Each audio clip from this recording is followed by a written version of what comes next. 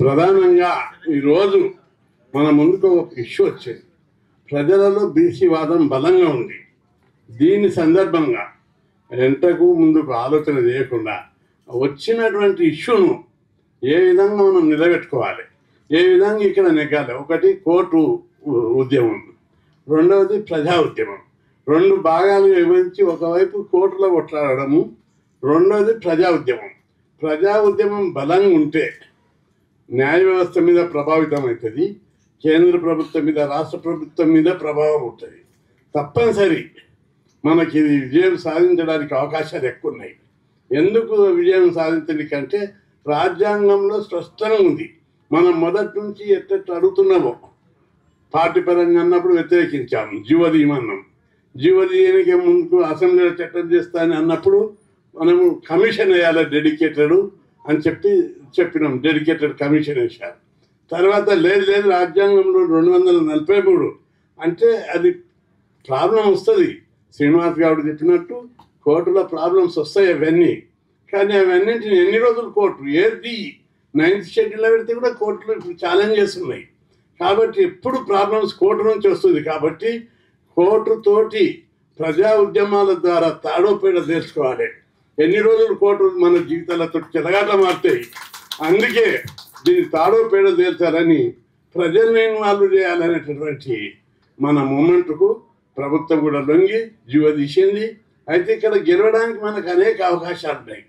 అలాగే ఒకవేళ సుప్రీంకోర్టులో గెలవకపోతే బలమైన అడ్వకేట్లను పెడతాం. గెలవడానికి అవకాశం ఎట్లున్నాయంటే చట్టపరంగా అసెంబ్లీలో చట్టం చేశారు. రాజ్యాంగ పరంగా 243(d)(6) ప్రకారం జీవో తీశారు. అది రాజ్యాంగంలో స్పష్టంగా ఉంది. దాని మీద బలమైన ఆర్గ్యుమెంట్ మనం పెట్టవలసినటువంటి అవసరం ఉంది. మూడవది న్యాయపరంగా కూడా చెల్లుబాటు అవుతుంది. సుప్రీంకోర్టు ఒక కేసులో మండల్ కమిషన్లో జనాభా ఉంటే, లెక్కలు పర్ఫెక్ట్గా ఉంటే పెంచుకోవచ్చు అని ఒక జడ్జిమెంట్.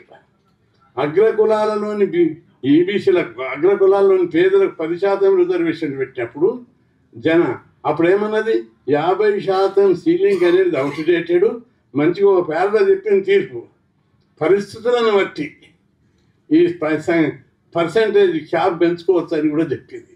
ఈ 2 పాయింట్ల మీద సుప్రీంకోర్టులో బలంగా వాదిస్తే కేసు గెలిచే అవకాశం ఉంటుంది. గెలవలేదనుకుందాం, ప్రజా ఉద్యమాల ద్వారా రాజ్యాంగాన్ని 9th షెడ్యూల్ ఒకటి సరిపోదు, సాధన జరగాలి. ఎస్సీ ఎస్టీలకు జనాభా ప్రకారం అని ఒక క్లాస్ ఉంది. అట్లా బీసీలకు కూడా జనాభా ప్రకారమే అంటే విద్య, ఉద్యోగాలు, లోకల్ బాడీ, రేపు చట్టసభలో కూడా రిజర్వేషన్లు వస్తాయి. శ్రీనివాస్ గారు క్యాచ్ చేసిండు. ఒకటి ప్రధానమంత్రి మేము అనేక సందర్భాల్లో మాట్లాడినప్పుడు చట్టసభల రిజర్వేషన్లు పెట్టాలంటే మీరు బాగా డిమాండ్ చేయండి, గొడవలు చేయండి అని ఓపెన్గా చెప్తున్నాడు. మీరు ఎక్కువ అమ్మాయినా అడగని అన్నం పెట్టారు. మీరు మంచి మూమెంట్ చేయండి, తప్పనిసరి మేము పరిశీలిస్తామనే మాట మాట్లాడాడు. కాబట్టి ఇది ప్రతిపాదికగా స్థానిక ఎక్కడో ఒక దగ్గర స్టార్ట్ కావాలి. మహారాష్ట్రలో స్టార్ట్ కాదు, మధ్యప్రదేశ్లో స్టార్ట్ కాదు, యూపీ బిహార్లో క్యాస్ట్ వైజ్గా స్టార్ట్ అవుతాయి. బలమైన బీసీ వాదం మన దగ్గర ఉంది. అందుకు కారణాలు ఉన్నాయి. మనం ఇక్కడ కొట్లాడుతుంటే ఈరోజు కాదు, 50 ఏళ్ళ నుంచి కూడా మన బీసీలు చదువుకోవాలి. చదువుదారని కులాల్లో చైతన్యం వస్తుందని హాస్టళ్ళు పెట్టాలని కొట్లాడాను, గురుకులాలు పెట్టాలని కొట్లాడాను, స్కాలర్షిప్లు కావాలని, ఫీజుల మాఫీ కావాలని. దీని ఫలితంగా పేద కులాల లోపల చదువు విస్తృతంగా పెరిగి ఈరోజు బీసీ వాదం బలంగా ఉంది. బీసీ వాదం వెనుక బలమైన చరిత్ర ఉంది. కాబట్టి ఏదో అలాంటి వచ్చే ఉద్యమం కాదు, విద్యావంతుల ద్వారా వస్తున్నటువంటి ఉద్యమం. అనేక సర్వేలలో చెప్తున్నారు, ఇక్కడ ఉన్నటువంటి విద్యావంతులు ఇంటింటికి డిగ్రీ, పీజీ, ఇంజనీరింగ్ చదివేటోళ్ళు ఉన్నారు గ్రామాలన్నీ. ఎందుకంటే మీకు ఒక ఎగ్జాంపుల్, మొన్న సర్వే చేసారు, డిబేట్ కూడా జరిగింది టీవీలో. ఏమని అంటే ఇక్కడ ఒకప్పుడు రోడ్లు వేసే దగ్గర, అపార్ట్మెంట్ కట్టే దగ్గర లేబర్ ఎవరుంటారు? పాలమూరు, శ్రీకాకుళం, ఒంగోలు, ప్రకాశం జిల్లా లేబర్ ఉంటుంది, రంగారెడ్డి లేబర్ ఉంటుంది. ఇప్పుడు ఎవరున్నారు? ఈ లేబర్ లేరు మన దగ్గర. ఒరిస్సా లేబర్, ఛత్తీస్గఢ్, బీహార్, ఉత్తరప్రదేశ్ నుంచి వచ్చిన లేబర్ ఉన్నారు. వీళ్ళంతా ఎక్కడ పోయినారు? చదువుకున్నారు. లేబర్ కోటలంతా హాస్టల్లో గురుకులాల్లో చదువుకోవడం మూలంగా సమూలమైనటువంటి మార్పు వస్తుంది. ఈ ఉద్యమం ఇప్పుడు కనుక మనం తెలంగాణలో చేయకపోతే దేశంలో కూడా ఎక్కడ జరగదు. అందుకే దేశానికి మన ఉద్యమము ఓ భూమిక కావాలి, ఓ మార్గదర్శి కావాలి. తెలంగాణ ఉద్యమంలో ఏ విధంగా అయితే పాత్ర పోషించాలో తెగించి చాలామంది పెద్దలు మంచి విషయాలు చెప్పారు.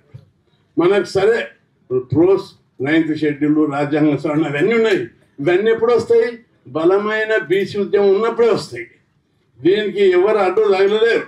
మనం పంజాబ్లో రైతు ఉద్యమం చూసాం, జాట్స్, ఒరిస్సా, హర్యానాలో జాట్ల ఉద్యమం చూసాం. ఎక్కడైతే బలమైన ఉద్యమం చేస్తే ఏ ప్రభుత్వమైనా ఏ వ్యవస్థ అయినా దిగొస్తుంది. అది మనకు కనిపిస్తున్నటువంటి సత్యం. తెలంగాణలో కనుక బలమైన బీసీ ఉద్యమం వస్తే దీని ప్రభావంతో రాజ్యాంగం సవరిస్తారు, కోర్టులు మైండ్ మార్చుకుంటాయి. కోర్టులు కూడా ఈరోజు సామాజిక న్యాయం వైపు మైండ్ మార్చుకుంటున్నాయి. మీరందరూ చూశారు, అనేక రోజులుగా సుప్రీంకోర్టు, హైకోర్టులో జడ్జిలలో నియామకాల్లో రిజర్వేషన్లు పెట్టాలని. మొన్న ఇప్పుడు వచ్చినటువంటి సుప్రీంకోర్టు చీఫ్ జస్టిస్ ఒక మార్పు తీసుకొచ్చాడు. ఎస్సీ, ఎస్టీ, బీసీలకు జ్యుడిషియల్ అంటే సుప్రీంకోర్టు, హైకోర్టు క్లారికల్, అడ్మినిస్ట్రేటివ్ పోస్టుల్లో రిజర్వేషన్లు పెట్టాడు. గతంలో పెట్టాలని మనం అనేక సార్లు కూడా పెట్టలేదు. ఇప్పుడు జ్యుడిషియల్ థింకింగ్లో కూడా మార్పు వస్తుంది. ఈ జడ్జిమెంట్ లోపల వాళ్ళ థింకింగ్లో మార్పు వస్తుందని నేను ఆశిస్తున్నా. రాదు అనుకో, చాలా క్రిస్టలైజ్డ్ ఘనీభవించినటువంటి వాళ్ళు ఉన్నారు. కాబట్టి ఒకరిద్దరు ఉంటే సరిపోదు, మెజార్టీ వ్యతిరేకించవచ్చు అనేది మన అందరి ఊహ. తప్పనిసరి కూడా అది నిజం కూడా కావచ్చు. అట్లాంటప్పుడు వాళ్ళనందరినీ మనం అందరం ఉద్యమాల ద్వారా చేర్చాలి. తెలంగాణ రావడం అనేది దానికి ఈజీ కాదు, టాస్క్. ఎంత బలమైన ఉద్యమం ఉంటే కేంద్ర ప్రభుత్వం దిగొచ్చింది. అట్లాంటి ఉద్యమాన్ని బీసీలు ఇక్కడ మనం చేస్తే ఈ దేశానికి మార్గదర్శనం అవుతుంది. లోకల్ బాడే కాదు, రేపు ఈ ఉద్యమం చట్టసభలో రిజర్వేషన్లకు కావాలి. అందుకు మనం అందరం బలంగా కూర్చొని మాట్లాడుకొని బంధువులు జరపాలి. తెలంగాణ ఉద్యమం యొక్క రస్తారోకలు చేయాలి. ఇంటింటికి ఉద్యమం వెళ్ళిపోవాలి. బీసీలకు మనం న్యాయం చేయకపోతే బతకలేమనే స్థాయికి అన్ని పార్టీలు రావాలి. ఆ విధంగా బీసీలను మనం చైతన్యం చేయవలసినటువంటి బాధ్యత. ఇది నాయకత్వం కోసం కాదు, జాతి కోసం. మనం చేసినవి మనం తినం, మన జాతి తినాలి. హాస్టల్ పెట్టించిన, గురుకులాలు పెట్టించిన, స్కాలర్షిప్లు ఫీజులు పెడితే మన పిల్లలందరూ చదువుకుంటున్నారు. అదే అన్న, అట్లే ఇప్పుడు చేసే ఈ ఫలితాలు భవిష్యత్ తరాలకు ఉపయోగపడతాయి. ఇది మనకు తప్పనిసరి. పెద్దలందరికీ ఈరోజు మనకు మద్దతు ఇస్తున్నారు, ఆశీర్వదిస్తున్నారు. పార్టీలన్నీ కూడా తప్పనిసరి దిగొస్తున్నాయి. కాబట్టి దీన్ని మరింత ముందుకు తీసుకుపోవాల్సిన అవసరం ఉంది. అన్ని పార్టీలలో ఉన్నటువంటి పెద్దలందరూ కూడా వచ్చి చాలా బలంగా మనము ప్రజల ఆశయాలకు తగ్గట్టు సరైన రూపంలో ఉద్యమ రూపం ఇవ్వకపోతే చరిత్రకు అన్యాయం చేసేటోళ్ళం అవుతాం. ఈరోజు బీసీల్లో బలమైనటువంటి వాదం ఉంది. ఏ ఊళ్ళో చూడు, ఏ పల్లెలో చూడు, ఇప్పుడు ఎంత బలంగా పోయిందంటే ఈ రిజర్వేషన్ 42% డిక్లేర్ చేసినాక ఊరు వాడ పల్లె పల్లె సరిపోయింది.